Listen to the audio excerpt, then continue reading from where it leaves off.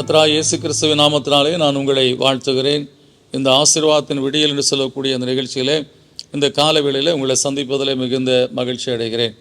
இந்த நாளில் நான் உங்களோடு கூட பகிர்ந்து கொள்ளும்படியான தேவனுடைய வார்த்தை 1 சாமுவேல் 2 அதிகாரம் 8 அவர் சிறியவனை பொழுதிலிருந்து எடுத்து எளியவனை குப்பையிலிருந்து உயர்த்துகிறார் என்று சொல்லி இந்த வேத வசனம் சொல்லுகிறது. என் வாழ்க்கையில் இதெல்லாம் நடக்குமா, இதெல்லாம் நிறைவேறுமா என்று சொல்லக்கூடிய நிலையில் நாம் நம்முடைய வாழ்க்கையை வாழ்ந்து கொண்டிருக்கிறோம். இந்த இடத்துக்கெல்லாம் நாம் போக முடியுமா, இந்த விதமான உடை உடுத்த முடியுமா, இந்த விதமான ஒரு வீட்டில் நான் வாழ முடியுமா என்று சொல்லக்கூடிய அந்த பெருமூச்சு விட்டு வாழக்கூடிய ஏக்க பெருமூச்சு விட்டு வாழக்கூடிய வாழ்க்கை எல்லாருடைய வாழ்க்கையிலும் உண்டு. என்று சொன்னால் ஒரு சைக்கிளில் போய் கொண்டிருக்கக்கூடிய காலத்தில் ஒரு பைக்கில் பக்கத்தில் போகிற பைக், இது மாதிரி ஒரு பைக் இருந்தால் நல்லது, செகண்ட் ஹேண்ட்லேயாவது வாங்கினா பரவாயில்ல அப்படி சொல்லக்கூடிய யோசிக்க தோன்றும். அந்த காரியத்தை கூட செய்ய நமக்கு முடியாத ஒரு இயலாத ஒரு நிலையில் நம்முடைய வாழ்க்கை காணப்படும். அவர் சிறியவனை பொழுதிலிருந்து எடுத்து, நம்முடைய வாழ்க்கை பொழுதிலே இருக்கிறதே, நம்ம எப்படி மேன்மை அடைய முடியும்? என்னுடைய வாழ்க்கையை நான் குப்பை மேட்டிலே ஆழ்ந்து கொண்டிருக்கிறேன், எனக்கெல்லாம் இப்படிப்பட்ட எண்ணங்களே வரக்கூடாது, அது வந்தாலே எனக்கு தப்பு என்று சொல்லக்கூடிய நெல்லை நமக்குள்ளே ஒரு எண்ணம் தோன்றி கொண்டிருக்கலாம். ஆனால் பரலோகத்தின் தேவன் இந்த காலவெளியில் உங்களை பார்த்து சொல்லுகிறார், நான் உன்னை புலியிலிருந்து எடுப்பேன், குப்பையிலிருந்து நான் உன்னை உயர்த்துவேன் என்று சொல்லி உங்களுக்கு ஒரு வாக்கு பண்ணியிருக்கிறார். நீங்களும் எதிர்பார்க்க, நீங்கள் தேவனுடைய பிள்ளை, வானத்தையும் பூமியை உண்டாக்கின தேவனுடைய குமாரனாகிய இயேசு கிறிஸ்துவை உங்கள் சொந்த இரட்சகராக ஏற்றுக்கொண்டு இருக்கிறீர்கள். அவர் உங்களுக்காய் செய்த தியாகத்தை நீங்கள் அறிந்திருக்கிறீர்கள். அவர் சிலுவையிலே தன்னைத்தானே ஒப்பு கொடுத்து அவருடைய இரத்தமெல்லாம் சிந்தும்படியாய் அவர் உங்களுக்காய் அடிபட்டு, உங்களுக்காய் காயப்பட்டு, உங்களுடைய சாபத்தை போக்கும்படியாக உங்களுக்காக சிலுவையிலே அவர் தன் ஜீவனை கொடுத்தார். இதெல்லாம் நீங்கள் அறிந்திருந்தும் ஏன் இன்னும் அந்த புழுதியில் இருக்கக்கூடிய அந்த குப்பையில் இருக்கக்கூடிய வாழ்க்கை தான் எனக்கும் சொல்லி எண்ணுகிறீர்கள்?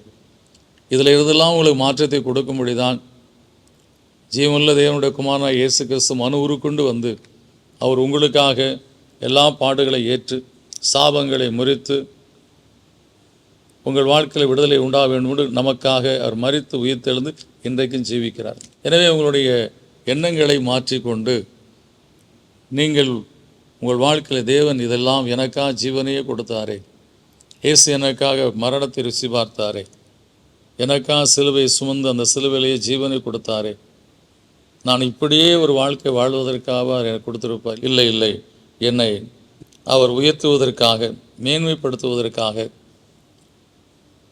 என் மூலமாய் அவருடைய நாமம் மகிமைப்படும்படியாக இயேசு கிறிஸ்துவை ஏற்றுக்கொண்ட ஒரு மனிதனுடைய வாழ்க்கை எவ்விதமாய் ஆசீர்வதிக்கப்படும் என்று சொல்லி சாட்சி பகரும்படியான ஒரு வாழ்க்கையை எனக்கு கொடுப்பதற்காகத்தான் அவர் எனக்காக ஜீவனை கொடுத்தார் என்பதை நீங்கள் விசுவாசித்து அவருடைய சமூகத்தில் இந்த வசனத்தை சொல்லி நீங்கள் கேளு.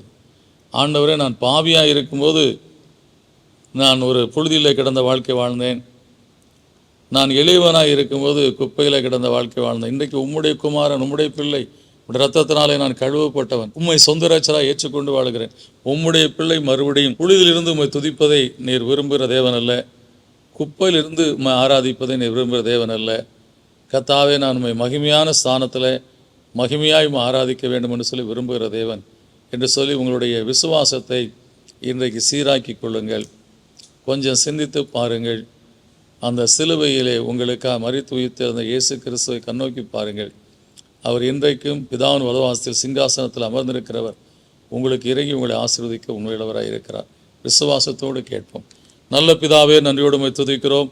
கர்த்தாவே, நீர் எங்களுடைய வாழ்க்கையை மாற்றுவதற்காக, பாவத்திலிருந்து சாபத்திலிருந்து விடுதலை கொடுத்து எங்களை புழுதியிலே விட்டு போகிற தேவன் அல்ல ஆண்டவரே.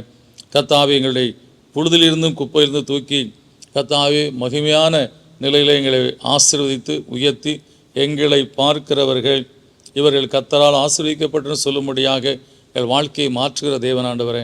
எங்களுக்காக நீர் சிந்தின இரத்தம், நீர் எங்களுக்காய் பட்ட அடிகள், நீர் எங்களுக்காய் சிலுவையை சுமந்து அந்த வார சிலுவையில் உண்மையே நீர் ஒப்பு கொடுத்த காரியங்கள் எல்லாமே நாங்கள் வாழ்க்கையில் சாபங்கள் நீங்கி ஆசீர்வாதமான வாழ்க்கை வாழ வேண்டும் என்பதற்காக அது மாத்திரமல்ல, உம்முடைய சமூகத்தில் ஒரு நாள் வந்து நாங்கள் எங்களது உலக ஓட்டத்தை முடிக்கும்போது உம்முடைய சமூகத்தில் வந்து வாழ வேண்டும் என்று சொல்லி எங்களுக்காக எல்லாவற்றையும் செய்து முடித்திருக்கிறீரப்பா. எனவே இந்த காரியங்கள் சிந்தையிலே இந்த கால வேளையிலே நிரப்பினதுக்காக சோதரிக்கிறோம் கத்தாவே. நாங்கள் அப்படியாய் எங்கள் வாழ்க்கையிலே பல ஆண்டுகளாக இப்படியாகவே கத்தா எங்கள் வாழ்க்கை புழுதி குப்பை என்று சொல்லக்கூடிய நிலையே போய்விட்டது. இனிமேலும் கத்தாவே அப்படிப்பட்ட நிலை இல்லை என்பதை இந்த காலையில் எங்களுக்கு உணர்த்தி நாங்கள் கத்த மூக்குள்ளாய் ஆசீர்வதிக்கப்பட்ட பிள்ளைகளாக வாழ்ந்திருக்க முடியாய், ஆசீர்வாதத்தோடு வாழ்ந்திருக்க முடியாய் கத்தாவே. கத்தரை தெய்வமாய் கொண்ட ஜன பாக்கியம் உள்ளது என்று சொல்லப்பட்டபடி நாங்கள் வாழ்ந்திருக்க நீர் இந்த காலையில் எங்களை அருள் செய்தலும் அதை நாங்கள் விசுவாசித்து ஜெபிக்கிறோம். நிச்சயமாக நீர் அதை எங்களுக்கு செய்வீர் என்று சொல்லி துதிக்கிறோம், சோதரிக்கிறோம். அப்படியே இந்த காலைகளில் நிகழ்ச்சியிலே பங்கு பெற எல்லா பிள்ளைகளையும் கத்தாவை நீர் கண்ணோக்கி பார்த்து அவருடைய ஏக்கங்களை பெருமூச்சுகளை அறிந்திருக்கிற தேவன் உயர்த்தி மேன்மைப்படுத்தி ஆசீர்வத்திலும் பிதாவே இயேசு கிறிஸ்துவின் நாமத்தினாலேயே கேட்கிறேன் எங்கள் ஜீவன் நல்ல பிதாவே, ஆமேன். எனக்கு அன்பானவர்களே, இந்த ஒருவேளை குப்பை புழுதி என்று சொல்லக்கூடிய காரியமே இன்னும் உங்கள் வாழ்க்கையில் காணப்பட்டு கொண்டிருக்கலாம். புழுதியை தூசியை தட்டிவிட்டு எழுந்துருங்க. கர்த்தர் உங்களுக்காக மரித்து உயிர்த்து எழுந்திருக்கிறார். அவர் உயிரோடு இருக்கிறார். அவரை நோக்கி பாருங்கள். உங்கள் முகம் பிரகாசிக்கும்படியான காரியத்தை செய்வார். God bless you.